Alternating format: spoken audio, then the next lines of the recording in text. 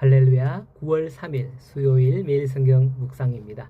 오늘 말씀은 데살로니가전서 2장 17절에서 3장 13절의 말씀입니다. 옛말에 몸이 멀어지면 마음도 멀어진다라는 말이 있죠. 흔히 사람들은 눈에서 멀어지면 마음에서 멀어지는 게 당연시되고 있는 게 현실입니다. 오늘날 자녀들이 대부분 본가에서 멀리 살죠.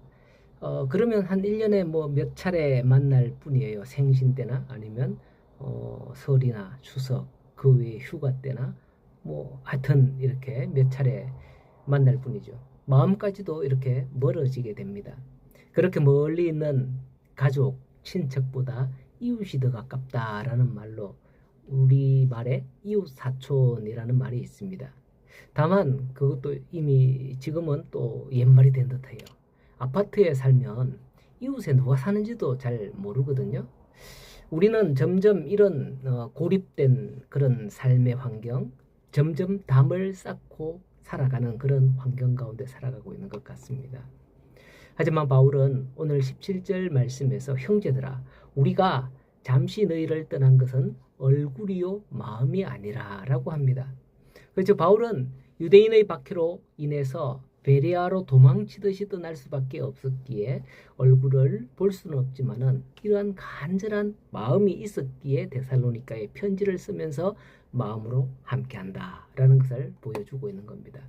얼마나 간절했던지 데살로니가에는 두 편의 편지를 이렇게 전서와 후서로 이렇게 보냈던 겁니다. 실로 바울은 자신이 그리스도 안에서 낳은 믿음의 자녀들처럼 지난 시간에 유모가 자녀를 대하듯 했던 것입니다. 그렇게 바울은 우리가 잠시 너희를 떠난 것은 얼굴이지 마음이 아니다 라고 하면서 너희 얼굴 보기를 간절히 바란다 라고 하는 겁니다. 하지만 바울은 데살로니가의 방문이 순탄치 않았습니다. 18절을 보면 바울은 한두 번 너희에게 가고자 하였으나 사탄이 우리를 막았도다 라고 하죠. 실로 사탄은 방해꾼입니다. 하나님의 백성이 가는 길에 늘 장애물을 두어서 방해합니다. 왜냐하면 사탄은 하나님의 백성을 통해서 하나님의 뜻이 이루어지는 것을 굉장히 싫어하기 때문이죠. 사탄은 이렇게 복음을 들고 가는 하나님의 백성의 길에 버티고 서서 방해하고 회방하는 것은 당연한 것이죠. 어떤 때는 위협하고 어떤 때는 회유하고 어떤 때는 좋은 것으로 자꾸 주고서 여기가 좋다 안주하게 합니다. 그러므로 성도들은 사탄의 이러한 올무에 걸려 넘어지지 않도록 항상 믿음 안에서 살피고 주의해야 할 줄로 압니다. 그리하여 어떤 방해에도 불구하고 올바른 신앙으로 우뚝 서는 우리 성도들이 되기를 간절히 소원합니다. 자, 그렇다고 바울이 가려고 하는데 자꾸 사탄이 방해했다고 포기했을까요? 아닌 것 같아요. 포기하지 않았습니다. 바울이 얼굴은 알려져 있기 때문에 자신은 못 가게 되었지만 제자 디모데를 보내게 됩니다. 3장 2절에 보면 우리 형제 하나님의 일꾼인 디모데를 너희에게 너희 믿음을 알아보기 위해서 보내노라 라고 하죠. 자신 때문에 세워진 교회예요. 얼마 가르치지도 못한 데살로니가 교회기에 바울은 더 신경이 쓰였을 겁니다. 또한 당시에는 바울만 전도 여행을 다닌 게 아니거든요.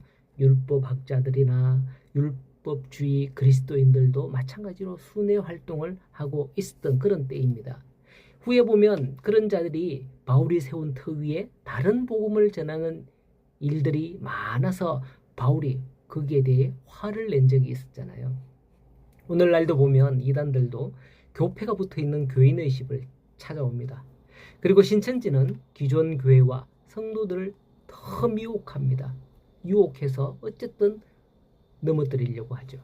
심지어 이들이 해외에도 신천지 선교사들이 파송되고 있다고 하죠. 우리 선교사님들의 이야기를 들어보면 동남아 지역에도 신천지 선교사들이 와 있다고 그래요. 그 외에 이단들도 수도 없이 선교랍시고 포교 활동을 한다고 합니다. 기가 막히지 않습니까? 이단들이 선교한다? 와, 이게 어찌된지. 저 지금 바울 당시에도 그러했던 거죠. 그러하니 바울이 세우고 얼마 가르치지 않은 데살로니가 교회가 늘 마음에 걸리는 것이었죠. 그런데 6절을 보니 디모데가 너희에게로부터 보냈는데 너희에게로부터 와서 너희 믿음과 사랑의 기쁜 소식을 우리에게 전하고 우리를 간절히 보고자 한다고 하니 우리가 너희에게 큰 위로를 받았다라고 합니다. 데살로니가 성도들이 바울의 가르침대로 하나님을 향한 굳건한 믿음으로 환난 가운데서도 사랑으로 이겨내고 있다는 소식을 전해왔음을 나타내는 겁니다. 이러한 소식은 진실로 바울을 기쁘게 했던 거죠.